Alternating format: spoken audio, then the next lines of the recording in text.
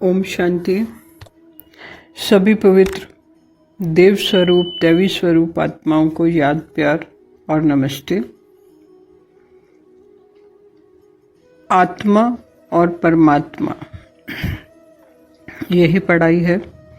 आत्मा जब स्वयं को जान लेती है वह ब्रह्म ज्ञानी बन जाती है। शिव दृष्टि से देखना है। शिव अंदर है तो शरीर का अर्थ है, नहीं तो शरीर शब बन जाता है। तो सबे घट राम बोले, रामा बोले, शिव का नाद गूंजता रहता है। आज का विषय है कि आत्मा क्या 84 लाख योनियों में जाती है।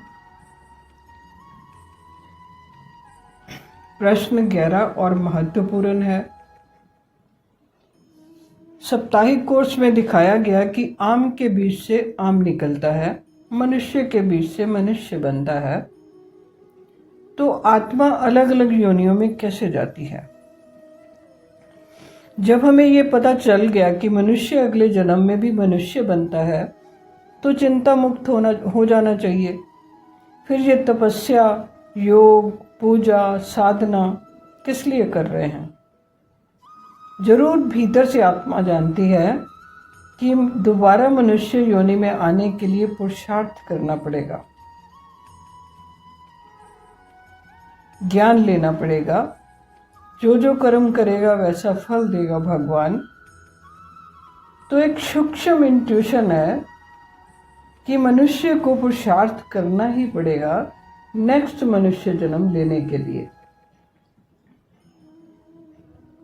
यहाँ हर शब्द एक रूहानी मंत्र है। सुनो, समझो और जीवन बनाओ। नजर बदलो, नजारा बदलेगा।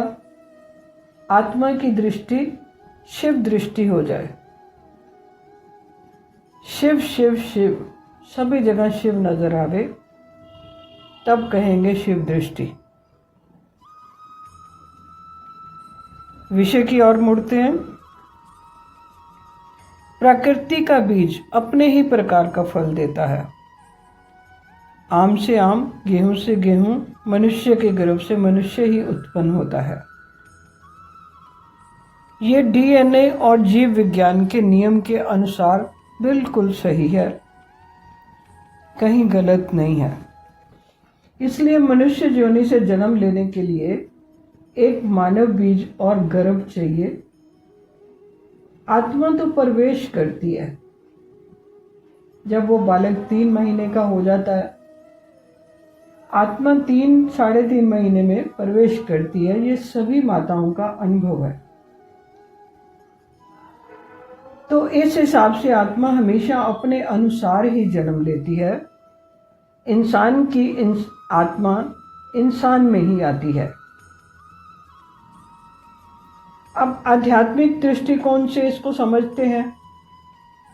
आत्मा शरीर नहीं बल्कि सजग चेतना का अमर कण है। शरीर अलग, आत्मा अलग। शरीर का धर्म अलग, आत्मा का धर्म अलग। अलग आत्मा दूर देश से आती है। आत्मा सूक्ष्म शरीर के साथ उड़ती रहती है और शरीर जो स्थूल तत्वों से बना हुआ है, इसका आकर्षण धरती की ओर रहता है। शरीर बीज से बनता है, लेकिन आत्मा शरीर का निर्देशक है, ड्राइवर है। आत्मा का पुनर्जन्म कर्मों और संस्कारों के आधार पर होता है, ना केवल शरीर के बीज से होता है। दोनों अलग अलग हैं, परंतु एक दूसरे के पूरक हैं। योगिक दर्शन के अनुसार लिखा गया है, यथा कर्म यथा गुण तथा योनि। यानी जिस आत्मा के कर्म, वासनाएं और संस्कार जैसे भी होते हैं उसे वैसी योनि मिलती है, या यूं कहें कि आत्मा वैसी योनि चुनती है। अगर पाश्विक कर्म है, पशु योनि। अगर विवेकशील करुणा में कर्म है तो मानव योनि में प्रवेश करती है। अगर सात्विक ईश्वरीय प्रेम युक्त कर्म है तो देव योनि या मोक्ष। तो क्या आत्मा अन्य योनियों में जाती है? जी हाँ, जाती है। आत्मा अपनी चेतना की स्थिति और मृत्यु के समय जैसी भी चेतना होती है, जैसा भी मन में भाव चलता है, उसी अनुसार अगला शरीर मिलता है और कर्म फल के आधार पर मनुष्य योनि, पशु योनि, प्रेत योनि, देव योनि आदि में प्रवेश करती है। परंतु यह दृश्य रूप से नहीं बल्कि अदृश्य चेतना स्तर पर परिवर्तन होता है। आत्मा का बीज आम बने, ये प्रकृति का नियम है, लेकिन आत्मा कोई बीज नहीं है। ये याद रखना है, अंडरलाइन करना है। आत्मा बीज नहीं है, वह स्वयं परमात्मा की अमर चिंगारी है। वह जहां जैसी चेतना अपनाएगी वहां वैसा ही शरीर उसे मिलेगा। बीज स्थूल होता है, आत्मा सूक्ष्म है। यह किसी भी योनि में अनुभव के लिए प्रवेश कर सकती है। तो निष्कर्ष ये निकलता है कि आम का बीज भले आम बनेगा, ये शरीर का नियम है, पर आत्मा शरीर नहीं है। ये याद रखना है। आत्मा कर्म के अनुसार, चेतना के अनुसार अलग अलग योनियों में जा सकती है। आत्मा शरीर के नियम से नहीं चलती, आत्मा के अलग अपने नियम हैं।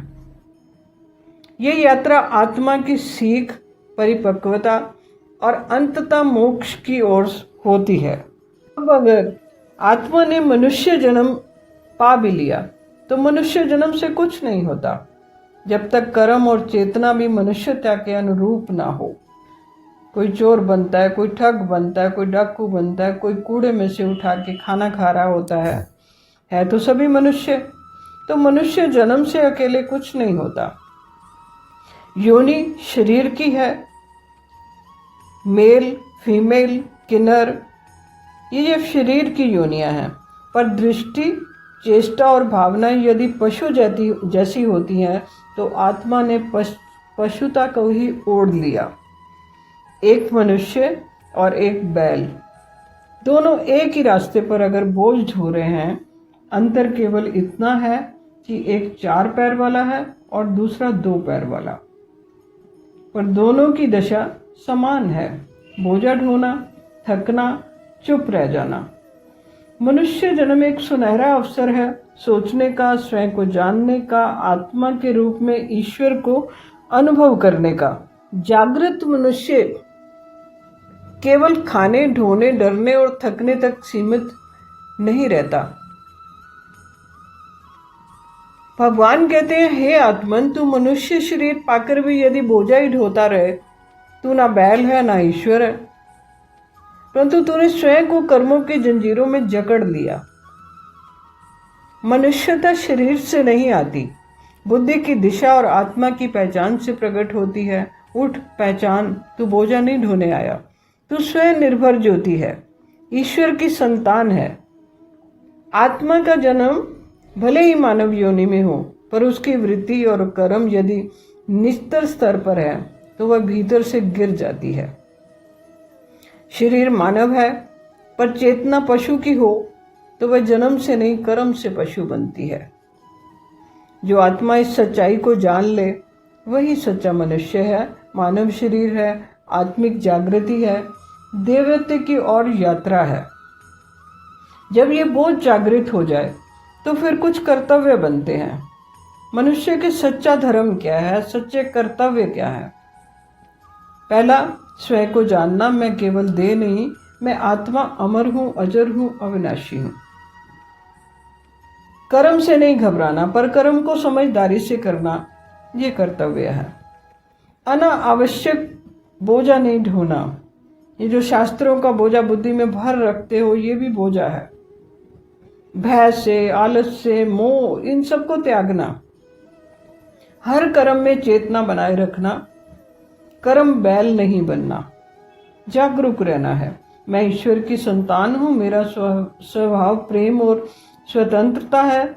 आत्मा की पहचान करना और परम पिता परमात्मा की पहचान करना, ये पहला कर्तव्य है। मैं अपने कर्मों की अधिकारी हूँ पर फल की अधिकारी नहीं हूँ। ये अहंकार से मुक्त रहना, हमेशा गिरकर उठना, ज्ञान बढ़ाना, आध्यात्मिक मार्ग पर अक्सर रहना, प्रगति करना, दूसरों के बोझ को समझना और प्रेम से मदद करना, ऐसा स्वभाव होना चाहिए। सहायता करना ऐसा कर्तव्य है। शांत चित्त होकर मन की गहराइयों में आत्मा को सुनना, इसे कहेंगे कि मौन की शक्ति। अब कर्तव्य ये बनता है कि अपने कर्मों के ऊपर पूरा पूरा ध्यान रखना, नज़र गड़ाए रखना कि आत्मा पशु योनियों में भी जाती है। यहाँ बहुत स्पष्ट किया गया है कि अगर आपके कर्म ठीक नहीं, तो अगर आप बैल की तरह बोझा ढो रहे हैं, तो मनुष्य होने का कोई अर्थ बाकी नहीं रह जाता। तो यहाँ जो ज्ञान दिया जा रहा है, परम पिता की अनुकंपा से आत्मा की शक्तियाँ जागृत होकर देवता का अनुभव करती हैं। हर स्थिति में त्रिमूर्ति का स्मरण कर धैर्य और संयम बनाए रखना है। संगम युगी ज्ञान को निरंतर पढ़ना, समझना और दूसरों तक पहुंचाना, ये परम कर्तव्य है। तिरंगे का सम्मान और अपने कर्मों से देश धर्म की रक्षा करना। देश धर्म क्या है? पर चिंतन से बचना है, स्वदेशी बनना है, अपने धर्म को निभाना है, ताकि फिर इस चक्रव्यूह में ना घूमना पड़े, इस चक्र में ना फंसना पड़े।